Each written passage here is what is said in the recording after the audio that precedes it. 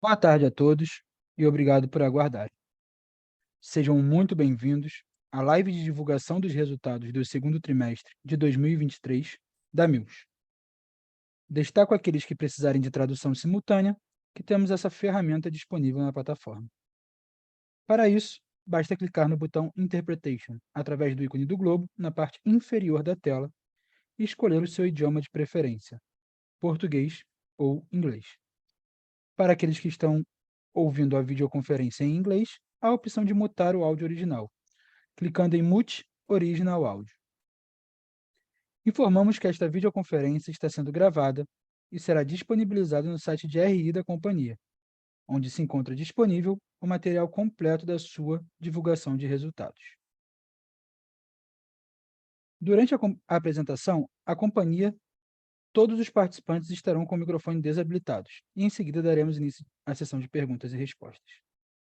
Ressaltamos que as informações contidas nesta apresentação e eventuais declarações que possam ser feitas durante a videoconferência relativas às perspectivas de negócios, bem como projeções, constituem-se em previsões baseadas nas expectativas da administração em relação ao futuro da Mills. Considerações futuras não são garantias de desempenho. Elas envolvem condições macroeconômicas, riscos de mercado e outros fatores. Agora, passarei a palavra ao Sérgio Kariya, CEO da Mills. Boa tarde a todos. É um prazer enorme reunirmos novamente para comentar os resultados do segundo trimestre de 2023 da Mills.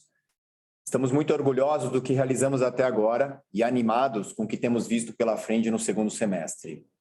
No slide 3, apresentamos os destaques do período.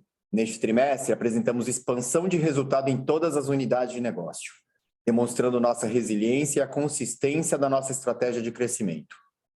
A receita bruta consolidada atingiu R$ 385 milhões no segundo trimestre deste ano, um crescimento de 30,7% em relação ao 2T de 22. O crescimento foi expressivo em todas as unidades de negócio, com aumento de 27% em rental e 79% em formas e escoramentos em comparação ao segundo trimestre do ano passado. Em relação à frota da rental, houve uma adição líquida de 200 máquinas, com um aumento de quase 21% quanto comparado ao segundo T de 2022. Encerramos o trimestre com um total de 11.500 equipamentos na frota, mantendo a liderança no mercado de locação de plataformas elevatórias e com a maior frota elétrica da América Latina. Além de termos mais do que triplicado a frota da Triengel em menos de um ano após sua aquisição e nos tornado já um player relevante neste amplo mercado de equipamentos pesados. Continuamos confiantes de nossa excelência técnica, nossa cultura focada no cliente, a nossa capilaridade e escala, as que são fortalezas da companhia e nos diferenciam na realização dos nossos negócios. Registramos um EBITDA ajustado recorde de R$ 168 milhões e margem de quase 50% neste trimestre. Já o lucro líquido foi de R$ 64 milhões, com uma margem de quase 20%. Seguimos com espaço em nosso balanço para o crescimento, com a alavancagem em 0,7 vezes dívida líquida sobre o EBITDA ajustado. Estamos certos de que a baixa alavancagem potencializa nosso aproveitamento de oportunidades a curto prazo e médio prazo. Os investimentos totalizaram R$ 81 milhões no segundo trimestre deste ano, sendo que recebemos neste trimestre o último grande lote de pedidos de 2021 e 2022 das plataformas elevatórias. Nosso foco neste segundo semestre será elevar a produtividade dado o aumento da frota nos últimos meses. Também realizamos aquisições de equipamentos de linha amarela e seguimos executando os investimentos junto ao fechamento de novos contratos, buscando ativamente oportunidades de M&A para trazer conhecimento e acelerar o nosso crescimento.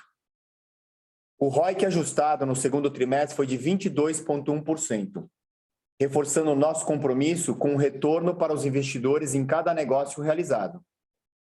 Ainda nessa frente, anunciamos JCP referentes ao exercício fiscal deste ano, no montante de R$ 18 milhões no trimestre, totalizando já R$ 37 milhões no ano. Os avanços na frente de ESG incluíram o início do 4º ciclo do programa Transformar, com a abertura de 220 vagas em 15 cidades diferentes. Esta é uma iniciativa Mills que concede bolsas de estudo de cursos técnicos focados em famílias com vulnerabilidade social, visando apoiar comunidades onde estamos presentes. Celebramos também a subida de 4 posições no ranking de diversidade de gênero do índice TEVA, alcançando então a 5ª posição. Um outro evento importante que nos traz muito orgulho foi a divulgação do ranking do GPTW no início deste mês, nos colocando na 15ª posição entre as melhores empresas para trabalhar no Rio de Janeiro. Ao construir uma cultura organizacional sólida e inspiradora, a Mills se posiciona como uma empresa que reconhece a importância do capital humano em seu sucesso. Para concluir esse slide, acho importante mencionar que o corte de 50 bips na taxa de juros anunciada recentemente pelo Banco Central é o início do que parece ser um ciclo de baixa de juros e, consequentemente, um estímulo à economia brasileira. Essa é uma ótima notícia que, somada a todo o pipeline de investimentos, inclusive ao PAC, que está sendo anunciado hoje, um apetite muito grande da companhia em atingir novos patamares. Adicionado à expertise de nosso time e aos diferenciais competitivos da companhia, que nos motivam a aquecer nossos motores para o período que está por vir. Passando para o slide seguinte, podemos ilustrar a comprovação da tese de entrada no setor de pesados em menos de um ano, após o início de nossas operações. Nossa unidade de pesados envolve equipamentos de linha amarela, seus implementos e caminhões. O mercado de linha amarela é amplo e pulverizado, com bastante oportunidade para consolidação e um pipeline bastante robusto pela frente. Replicamos o modelo de negócios da Triangel de forma rápida e triplicamos a frota em menos de um ano. E mesmo sem ter a escala de grandes players, conseguimos parceria com os OEMs e conseguimos comprar com bons descontos devido à nossa intenção de crescer e busca por um relacionamento de longo prazo. Aumentamos a diversificação da nossa receita em setores resilientes da economia, como o agronegócio e suporte à mineração.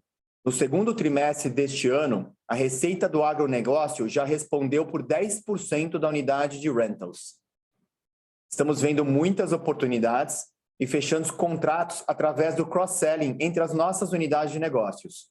Já fechamos contratos que envolvem nossas 3 unidades, forma de escoramento, equipamento de linha amarela e plataformas em um mesmo cliente. Aumentamos a nossa previsibilidade de receita fechando contratos de longo prazo e estamos com prazo médio hoje de quase 3 anos. Este é mais um passo importante para o crescimento da companhia e consolidação da nossa estratégia de sermos uma empresa one-stop shop de locação de equipamentos.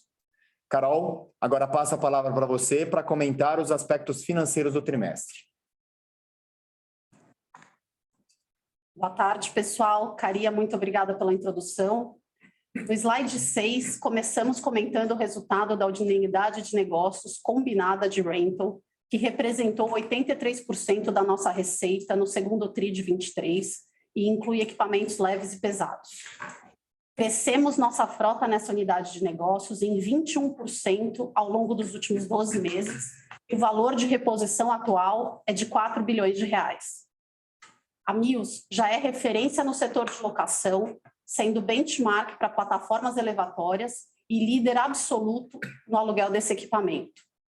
Começamos há menos de um ano a nossa atuação no segmento de rental pesados, agregando a experiência da Triangel, triplicando seu tamanho e contratando profissionais relevantes do setor para que a Mills siga enfatizando sua vocação de liderança e se consolide como a maior empresa de locação brasileira, one-stop shop, com soluções completas para os clientes. Não nos intimidamos com a concorrência, porque sabemos que nosso trabalho duro e consistente foi o que nos conduziu até aqui. Acreditamos que a locação é um serviço que agrega valor, possuímos manutenção primarizada, técnicos experientes e treinados, com foco na necessidade de cada cliente, de forma a oferecer sempre a melhor solução. Nossa proposta de valor é diferenciada pelo foco na garantia da qualidade do serviço, segurança e produtividade, reforçando nossa cultura de cultivar relacionamentos de confiança e de longo prazo com nossos clientes e fornecedores. No slide 7, demonstramos a evolução da nossa estratégia de diversificação, buscando maior resiliência aos ciclos econômicos brasileiros. A unidade de negócios Rental atende a clientes de diversos setores, como demonstramos no gráfico à esquerda do slide. A distribuição entre os setores está mais pulverizada e vale destacar a maior penetração no segmento do agronegócio, setor resiliente da economia, que hoje totaliza 10% da receita de rental, com um incremento de 4 pontos percentuais em relação ao primeiro trimestre de 23. Somos diligentes com a distribuição da nossa carteira, em nível saudável também no segundo tri. Temos mais de 8.400 clientes, sendo que aproximadamente 80% do nosso faturamento está pulverizado, o que diminui os riscos de uma carteira concentrada em poucos clientes. Temos a preocupação constante em aumentar nossa carteira de clientes e o share of wallet em cada um deles, porque estamos confiantes que a parceria é a fonte do sucesso. O mercado de linha amarela é profundo e acreditamos no potencial de consolidação e crescimento deste mercado. Acreditamos na conversão buy to rent e garantimos aos nossos clientes a melhor solução com o melhor equipamento funcionando pelo maior tempo possível e com a segurança necessária para os operadores. Vamos agora aos destaques financeiros da unidade de negócios Rental no slide 8.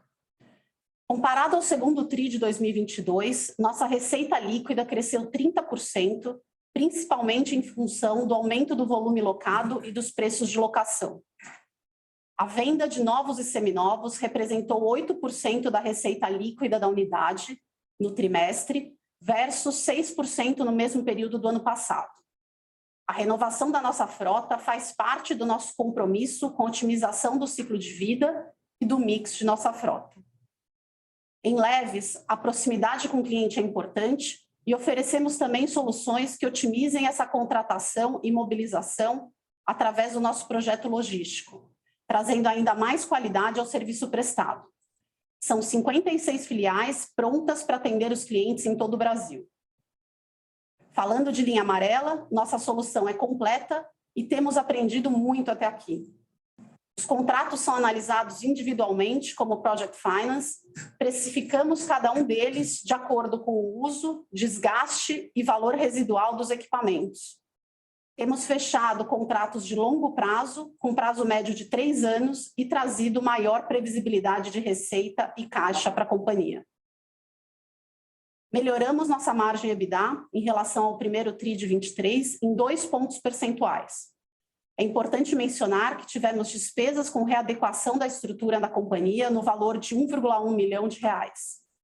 Se excluirmos essas despesas one-off, estaríamos com a margem em linha com o segundo TRI de 2022, período em que ainda não havia a estrutura de linha amarela na Mills. Entendemos que temos mais oportunidades de diluição de custos e despesas à medida que o negócio de linha amarela se tornar mais relevante e com o crescimento do número de filiais. Essas adequações de estrutura realizadas no segundo TRI de 2023 não afetam nossa capacidade de crescimento e reafirmamos nosso compromisso de continuar aumentando a nossa eficiência. Passando para o resultado de formas e escoramentos, conforme havíamos previsto em nossas últimas comunicações com o mercado, temos observado um bom momento e crescimento relevante no desempenho dessa unidade de negócios, devido principalmente ao pipeline de obras de infraestrutura e retomada do setor de construção civil. A receita líquida aumentou 79% versus o segundo TRI de 2022, principalmente em função dos melhores preços praticados. Quando observamos o EBITDA ajustado, vemos um valor 175% maior que o do segundo TRI de 22, com crescimento de 21 pontos percentuais na margem EBITDA na comparação anual. Na comparação com o trimestre anterior, é necessário compararmos o resultado retirando a venda pontual estratégica de ativos seminovos de 10 milhões ocorridas no primeiro TRI de 2023 e removendo também as despesas com adequação de estrutura no segundo TRI de 23 de R$ 700 mil. Com isso, vemos uma melhoria no EBITDA ajustado pro forma de 58,6% no primeiro trimestre para 60,5% no segundo trimestre. No slide 12, mostramos o resultado consolidado da Mills. Na comparação com o segundo trimestre do ano passado, podemos ver crescimento em todas as unidades de negócio, o que gerou um aumento de 36,5% na receita líquida. Em relação ao trimestre anterior, o crescimento foi de 7,4%, excluindo a venda pontual estratégica na unidade de formas e escoramentos no primeiro TRI. O EBITDA ajustado foi 42,4% maior na comparação com o ano anterior e a margem superior em 2 pontos percentuais, totalizando 49,7%. Gostaria de chamar a atenção de vocês para a nossa margem EBITDA ajustada pro forma, onde no primeiro trimestre tivemos essa receita extraordinária de uma venda pontual em formas e escoramentos, e no segundo TRI, uma despesa relacionada à readequação de estrutura, que trará uma economia anual de 10,5 milhões de reais. Se excluirmos esses dois one-offs, teríamos passado de uma margem de 48,7% no primeiro trimestre de 23 para 50,2% no segundo trimestre de 23. Continuamos certos de que nossos pilares e nossa estratégia formam uma base sólida para o crescimento da Mills. No slide 13, o gráfico da esquerda demonstra que nosso lucro líquido atingiu 64 milhões no segundo trimestre de 23, 1,4% acima do segundo trimestre de 22.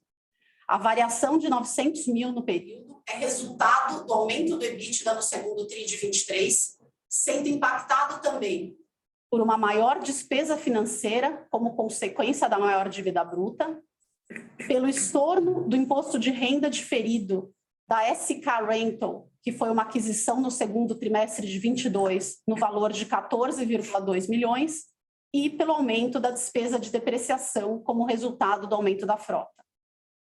A margem líquida passou de 25,5% no segundo TRI de 22 para 19% no segundo TRI de 23, devido principalmente ao aumento da despesa financeira no segundo TRI de 23 e ao estorno do imposto de renda diferido na SK Rental no segundo TRI de 22.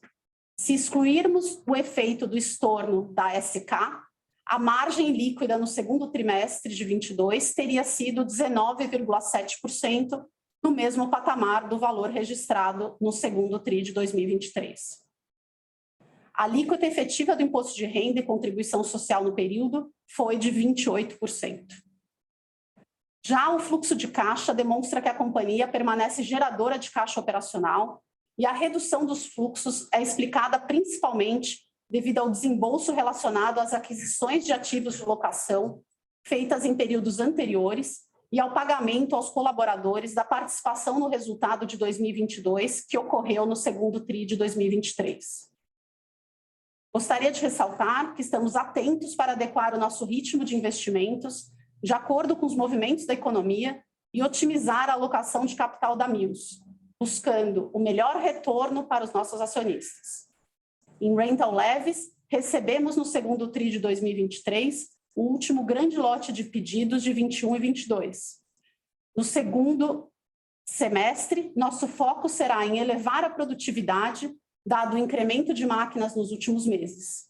Com isso, postergamos a maior parte dos pedidos de compras relacionados a novas máquinas para 2024. Em pesados, seguimos executando os investimentos junto ao fechamento de novos contratos e também avaliando oportunidades estratégicas de aquisições de equipamentos e M&As para acelerar o crescimento.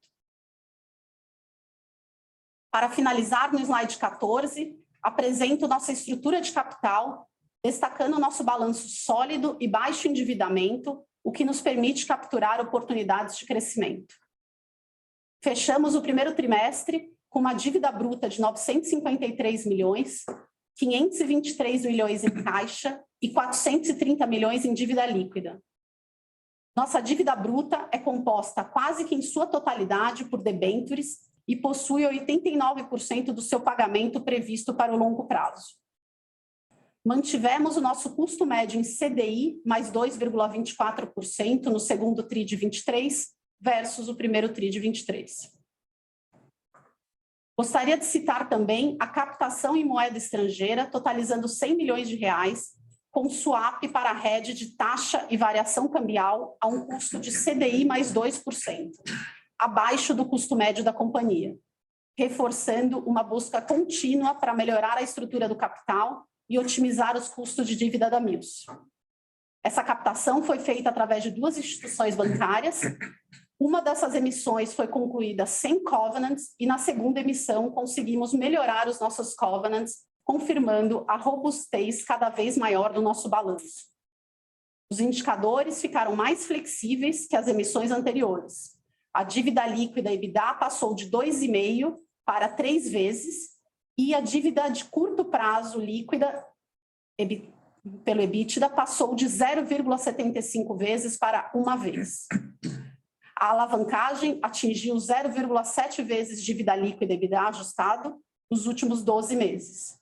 Isso nos garante mais um trimestre de covenants cumpridos. Temos espaço e apetite para alavancar a companhia e seguir crescendo em nossos segmentos de leves e pesados. Diante de tudo que comentamos, só posso agradecer novamente aos colaboradores da Mills por seu esforço incansável e dedicação constante. Convidamos nossos acionistas, investidores e interessados a seguirem acompanhando a nossa jornada, pois vocês são parte importante do que estamos construindo. Caria, muito obrigada e a palavra é sua.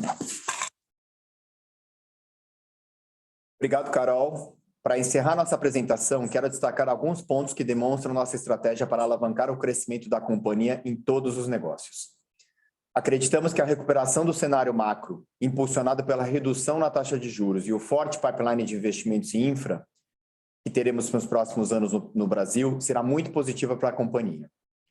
Indo para o segmento de leves, precisamos seguir nosso trabalho de penetração do conceito das plataformas elevatórias, mostrando que é o equipamento mais seguro e mais produtivo para os nossos clientes. Nos próximos meses, teremos um aumento da taxa de utilização devido à maturação do forte investimento que fizemos em plataformas no 4º trimestre do ano passado e no 1º trimestre deste ano, devido ao aumento de demanda no 2º semestre. Seguimos com apetite para crescer o número de filiais. Devemos abrir em torno de 5 filiais este ano. Além disso, seguimos nosso ramp-up nas filiais que abrimos no ano anterior.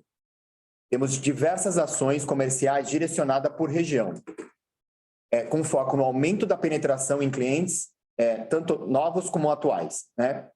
Em pesados, esse segmento é uma avenida importante de crescimento e será cada vez mais relevante para o resultado da companhia. Com o mercado endereçável amplo e pulverizado, ainda com baixa penetração no conceito de locação, vemos muitas oportunidades de consolidação via crescimento orgânico, tanto quanto inorgânico. O conceito de buy versus rent ainda é pouco penetrado no Brasil e temos conseguido ajudar a penetrar esse conceito mostrando os benefícios que a locação tem para os nossos clientes. Estamos vendo significativas oportunidades de cross-selling entre os negócios. Já fechamos, como falei, contratos envolvendo forma-escoramento, plataformas elevatórias e linha amarela. Seguimos aumentando nossa previsibilidade de geração de caixa com contratos de longo prazo. Na área de forma-escoramentos, preparamos essa unidade de negócio para ser forte gerador de caixa nos próximos anos. E temos um cenário bastante positivo para ela. O setor de infraestrutura segue aquecido, principalmente com essa exposição ao novo PAC. O mercado de construção também segue com forte demanda e vai se beneficiar desse próximo ciclo de redução de taxa de juros. Temos foco na rentabilidade do negócio, que terá forte geração de caixa dada a baixa necessidade de investimentos nos próximos anos. Por fim, gostaria de mencionar que temos um balanço com espaço para alavancagem e para aproveitar as oportunidades. Combinamos uma estrutura de capital robusta, de baixo endividamento, uma operação geradora de caixa, pontos fortes financeiros para que possamos avançar em nossos planos de crescimento e consolidar o mercado em expansão. O crescimento que experimentamos é planejado e executado com disciplina, impulsionado pela nossa experiência de M&As nos últimos anos, sem perder o ritmo para garantir que nossas margens e retornos sejam atrativos. Nossa operação está muito bem estruturada para oferecer o melhor serviço como provedora de locação de equipamentos leves e pesados, o que sustenta a ambição de sermos uma companhia one-stop shop de locação. Temos muitas alavancas a nosso favor, como nossa capilaridade e balanço robusto, sempre oferecendo aos nossos clientes excelência operacional, confiabilidade e atendimento diferenciados. Agradecemos a audiência e estamos disponíveis para o questionamento de vocês. Muito obrigado. Iniciaremos agora a sessão de perguntas e respostas. Para fazer perguntas, clique no ícone Q&A na parte inferior de sua tela.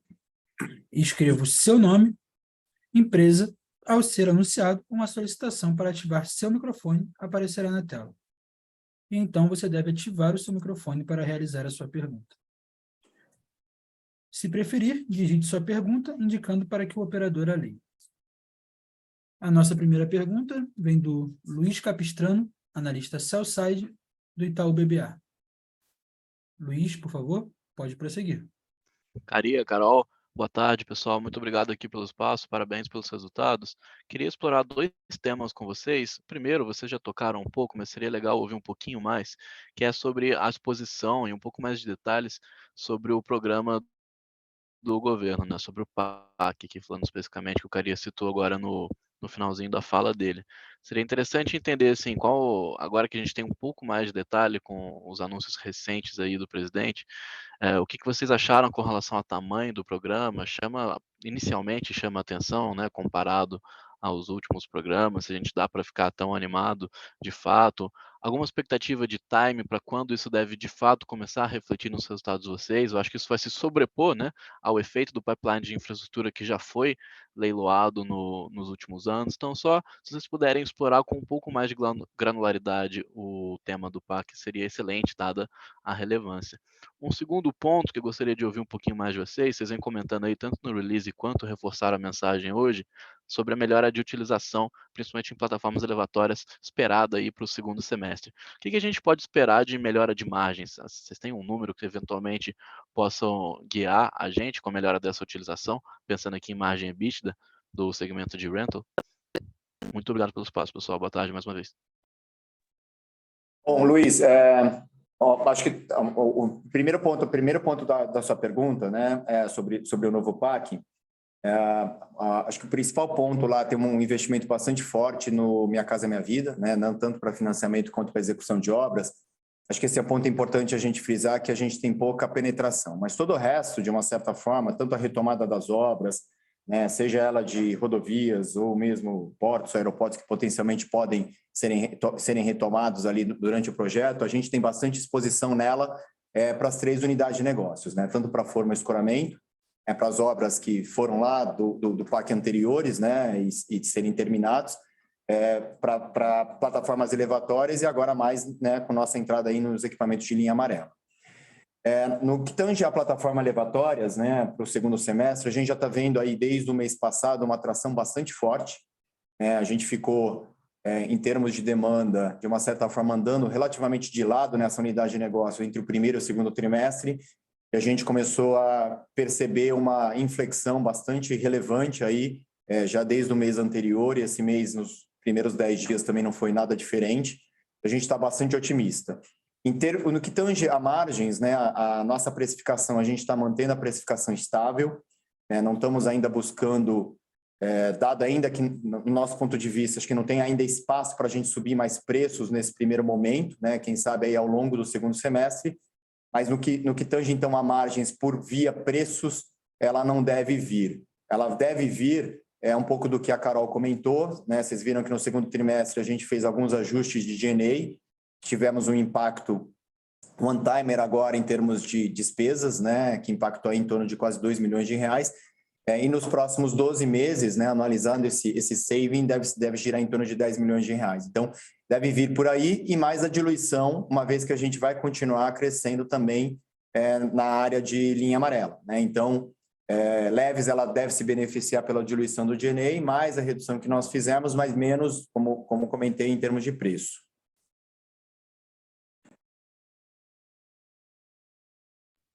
Tá claro, Caria. Muito obrigado.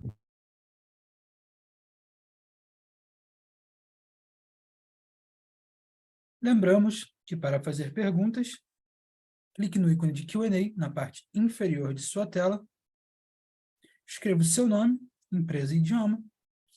Ao ser anunciado, uma solicitação para ativar o seu microfone aparecerá na tela. Então, você deve ativar o seu microfone para fazer a pergunta.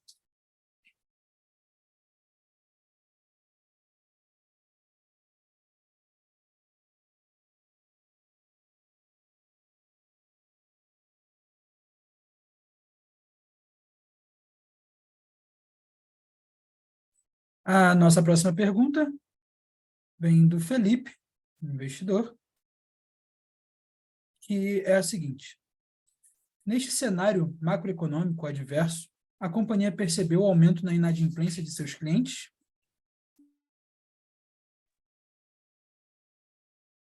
Boa tarde, Felipe. Boa tarde, Felipe. Obrigada pela pergunta. Na verdade, a gente teve um resultado melhor na inadimplência no período, né? Então, a gente teve até um resultado melhor quando a gente compara versus o ano anterior.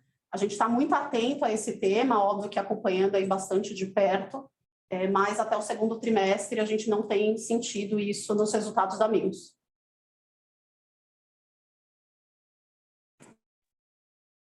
Obrigado pela resposta. Lembrando que, para fazer pergunta, clique no ícone de Q&A na parte inferior de sua tela e escreva a sua pergunta para entrar na fila. A nossa próxima pergunta vem do Carlos, analista buy-side, e a pergunta do Carlos é a seguinte: pode nos explicar um pouco do fluxo de caixa? Destaque para o forte desembolso em fornecedores de menos 81 milhões. Como essa linha deve evoluir? E a participação nos lucros de 26 milhões. Como isso deve evoluir e quais métricas são consideradas aqui? Em relação à primeira pergunta, Carlos, boa tarde. O fluxo de caixa, na verdade, ele é um reflexo da aquisição de equipamentos que a gente fez forte aí entre o quarto trimestre e o primeiro tri. Se a gente relembrar, a gente teve uma aquisição, uma adição líquida na nossa frota de 1.000 equipamentos. Então, esses equipamentos chegaram aí muito fortes no quarto tri e no primeiro tri, então a gente vê uma saída de caixa maior no primeiro semestre. Quando você vê o segundo semestre, a gente vai voltar para os patamares mais ou menos históricos de conversão de caixa da Mills entre 80% e 85%. O que acontece esse primeiro semestre, a gente teve uma conversão menor, mas se a gente olhar o segundo semestre do ano passado, a conversão foi mais de 95%. Ou seja, na média, a gente pode esperar a manutenção da nossa conversão de caixa, de EBITDA para caixa, entre 80% e 85%. É um efeito pontual agora nesse primeiro semestre pela chegada mais forte de equipamentos. Em relação à segunda pergunta do PLR, a gente tem aqui metas, os 26 milhões. Né? A gente teve um pagamento agora no segundo trimestre, referente às metas atingidas no ano de 2022. O ano de 2022 foi um ano extremamente positivo, onde a gente superou as metas. E as nossas metas, elas são um conjunto de metas corporativas e metas individuais. Quando a gente fala de metas corporativas, a gente tem metas sempre atreladas ao desempenho financeiro da organização, metas atreladas à sustentabilidade e também à nossa operação. Então, é um conjunto de metas corporativas. E aí, a gente tem um segundo conjunto de metas, que são metas individuais ou de algum grupo específico, aí são metas específicas aí de cada uma das áreas. Então, é dessa forma que a gente compõe os principais indicadores da nossa PLR. E só para adicionar, Carlos, no longo prazo, a gente alinha os executivos da companhia através do Delta ROIC Walk, ou seja, na geração do EVA, a partir de lá que a gente remunera os executivos. Obrigado pelas respostas. A nossa próxima pergunta vem do Carlos Alberto, investidor. Boa tarde, parabéns pelos resultados. Passamos o último ano falando sobre o projeto Fênix. Como este CAPEX já utilizado está impactando no OPEX da empresa, agora com as máquinas prontas? Carlos, o Fênix, a gente ainda tem pouquíssimas máquinas para esse ano de 2023. A gente executou quase na sua totalidade no ano passado e boa parte desses equipamentos já estão on-rent, né? Então gerando já receita para a companhia. Então, tanto CAPEX como OPEX, depende da classificação que a gente fez na manutenção daqueles ativos, já foram alocados no ano passado, como comentei, pouquíssimo para esse ano de 2023, e os equipamentos já estão rental ready, ou alugados, ou esperando um momento oportuno para alocação. Só complementando, a gente tem até agora 732 máquinas que foram feitas manutenções aí pelo projeto Fênix, liberadas. Obrigado, pessoal, pelas respostas. Mais uma vez, gostaríamos de lembrá-los que, para fazer perguntas, basta clicar no ícone de Q&A na parte inferior de sua tela para entrar na fila. Quando o seu nome for anunciado, será enviada uma solicitação para que você ative o seu microfone para realizar a sua pergunta. Caso queira que nosso operador leia a pergunta, basta escrever para que o nosso operador leia.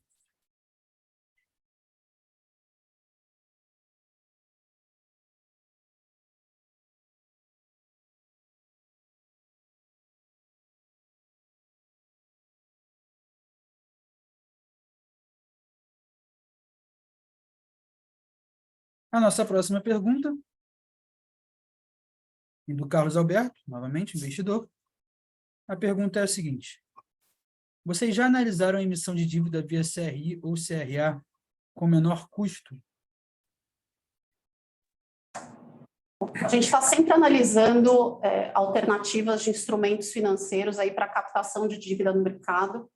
Inclusive, na nossa emissão que a gente fez no final do ano, a gente olhou com bastante detalhe o CRA, mas a gente conseguiu um custo melhor através de debênture. Então, a entrada no agro, a gente sabe que permite a gente estar exposto a novos instrumentos financeiros. A gente constantemente analisa esses instrumentos para ver qual é a melhor opção. Mas o CRA, com certeza, e o CRI são dois instrumentos que estão sempre aí no nosso pipeline para analisar.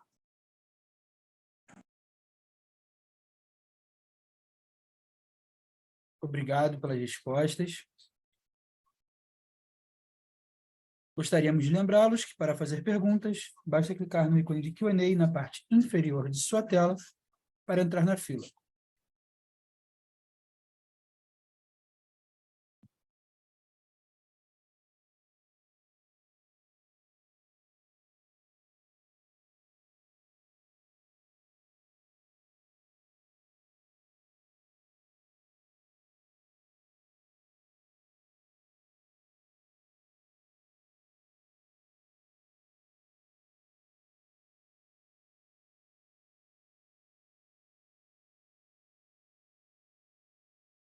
A nossa próxima pergunta vem do Matheus Soares, analista buy-side do Market Makers. Boa tarde, tudo bem? Parabéns pelos resultados. Poderiam dar mais detalhes sobre o processo de aquisição de novos clientes em linha amarela?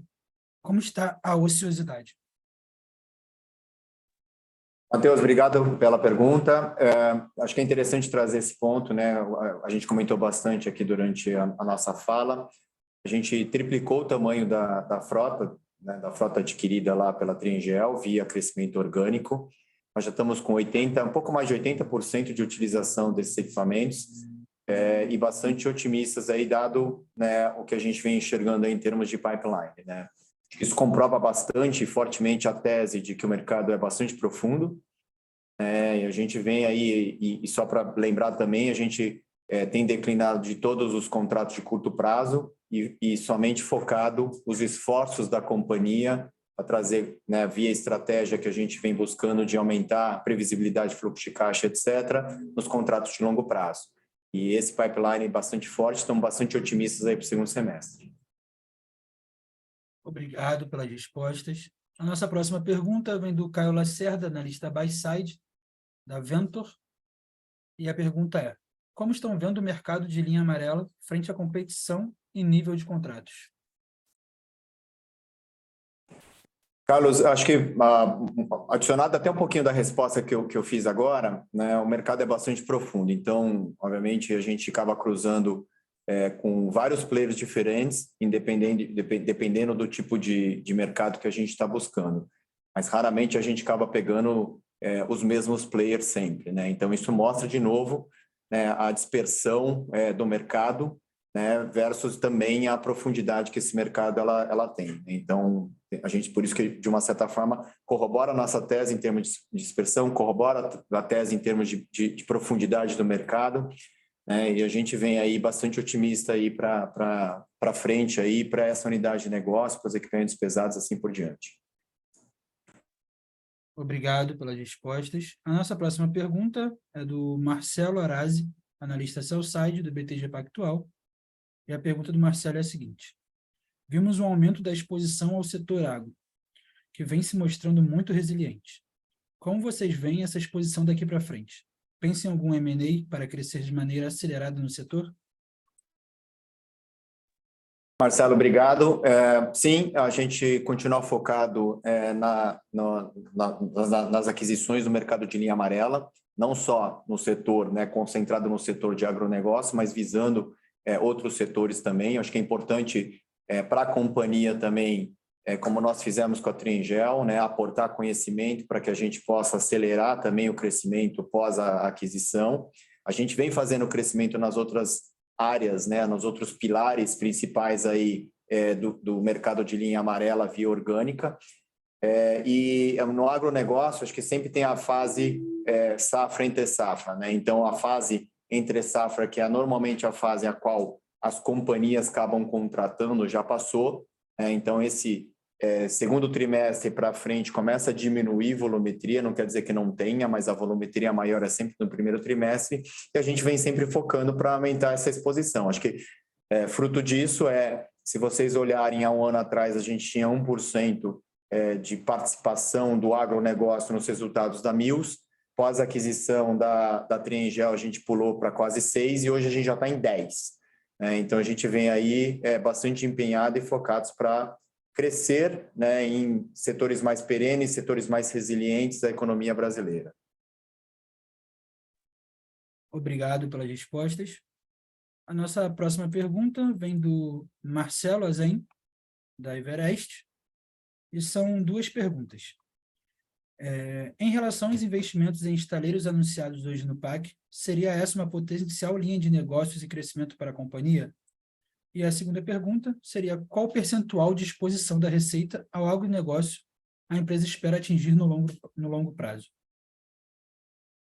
Tá, Marcelo, com relação a estaleiros, sim, a gente já no passado havíamos uma participação bastante relevante quando haviam vários estaleiros em construção. A gente tem participação hoje dentro dos estaleiros, no Sul, no Rio de Janeiro, no Nordeste do país, e sem dúvida nenhuma, né, aumento de investimentos nesse setor vai trazer, obviamente, mais oportunidades para que a gente aumente a nossa exposição, né? Nós estamos otimistas com relação a isso. Acho que no agro é um pouco do que eu comentei, né? A gente não tem um alvo específico, a gente continua focado e crescendo cada vez mais essa participação, essa exposição positiva no setor mais resilientes ou nos setores mais resilientes do PIB brasileiro.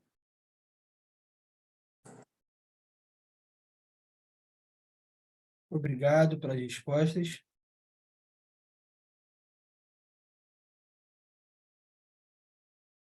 A nossa próxima pergunta vem do Felipe, investidor, que seria a seguinte: sem dar guidance, qual a perspectiva de acréscimo de endividamento para o aumento de market share no ramo da linha amarela? Olha, a gente acho que no longo prazo, né, obviamente não é um guidance, mas no longo prazo a gente quer um equilíbrio um pouco maior, até porque, se vocês lembrarem, quando a gente fez a apresentação e a introdução da linha amarela, lá no nosso Mills Day, há 2 anos atrás, a gente queria trazer um produto qual aumentasse, né, a participação da companhia em contratos mais de longo prazo, e pudesse participar a companhia também em setores mais perenes, né, setores que têm menos aplicação de plataformas elevatórias. Então, por isso que reforçou a tese da nossa entrada de linha amarela, né, na nossa entrada em pesados. Eu acho que como fruto disso, ao longo do tempo, a companhia quer ir equilibrando isso para trazer, né, de novo, mais previsibilidade de receita, né? Então, a gente quer que essa unidade de negócio ela ganhe uma relevância bastante importante. Acho que, não obstante isso, a gente continua olhando todos os produtos adjacentes aos produtos os quais a gente tem, para ir a gente ir agregando, porque como, né, a gente comentou aqui também na nossa apresentação, a gente quer e busca no longo prazo ser uma companhia one-stop shop, né? Então, acho que esse é o objetivo central e a gente vem buscando isso e vai caminhando para esse caminho. Obrigado pela resposta. A nossa próxima pergunta vem do Carlos Alberto, investidor da L4 Capital. Cenário de óleo e gás para Mills. Já pensaram neste setor? Hugo, assim, a gente já tem participação no setor de óleo e gás, né? Não só nas refinarias, a gente está presente, né, com geradores, compressores, mas também com plataformas elevatórias. Acho que teve uma pergunta também sobre os estaleiros, né? Os estaleiros, obviamente, na participação do setor de óleo e gás, a gente também tem equipamentos dentro de estaleiros, e, obviamente, os investimentos que vão ser aportados nessa área também, obviamente, geram aí um espaço, uma estrada para a gente continuar crescendo. A gente participa de reformas quando tem de FPSOs ou de navios, isso é muito constante na nossa aplicação. A gente tem, sim, participação, e aí, como comentei, hoje, principalmente em plataformas elevatórias, geradores e compressores.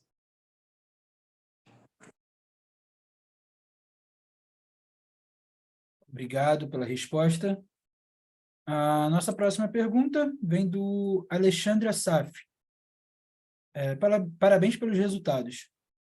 A companhia pensa em fazer algum M&A na área internacional?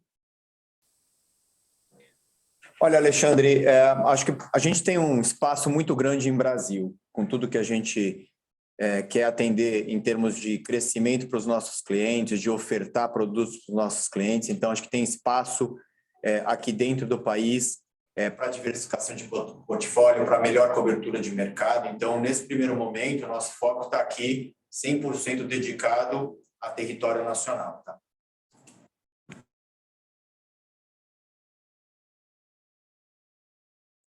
Obrigado pela resposta. Lembramos que para fazer perguntas, basta clicar no ícone de Q&A na parte inferior de sua tela, escreva o seu nome e empresa para entrar na fila. Caso queira que o operador leia sua pergunta, basta escrevê-la, que iremos ler a sua pergunta.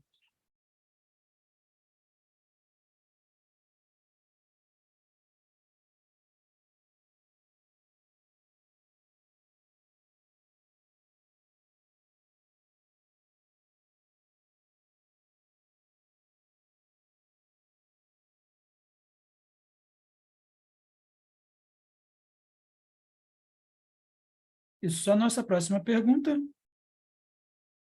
é do Hugo.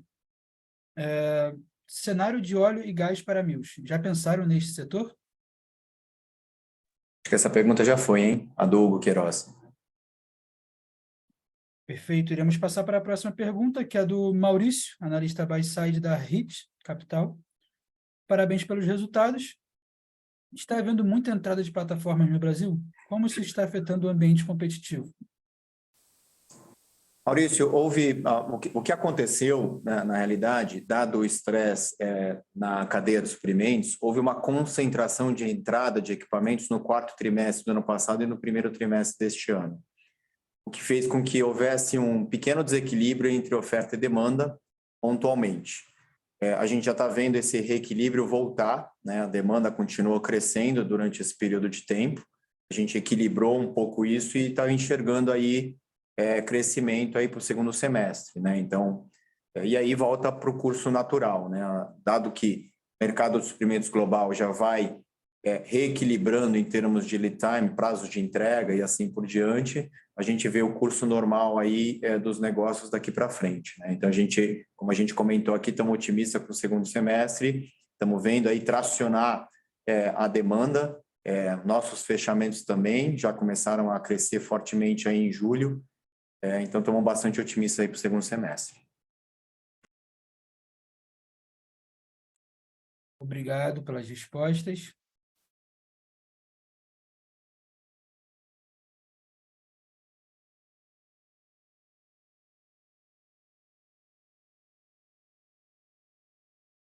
Agora, encerramos a sessão de perguntas e respostas. Gostaria de passar a palavra ao senhor Sérgio Caria para as considerações finais. Por favor, senhor Sérgio, pode prosseguir, por favor.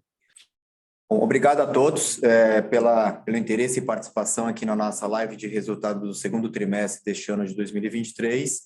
Nossa equipe de relações com os investidores está à disposição de vocês, caso vocês tenham alguma dúvida. Muito obrigado a todos. Uma boa tarde. Bom final de semana. Boa tarde.